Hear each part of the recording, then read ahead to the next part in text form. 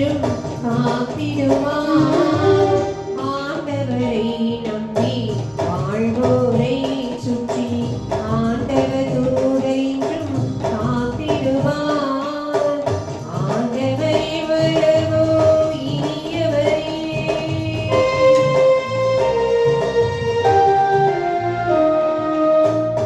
ஆண்டவரை வரவோ இனியவரே என்று சுவைத்து பாருங்கள், சுவைத்து பாருங்கள்.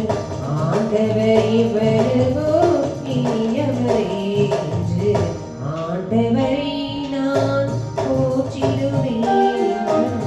ஆண்டவரை நான் போற்றிடுவேன். ஆண்டவரை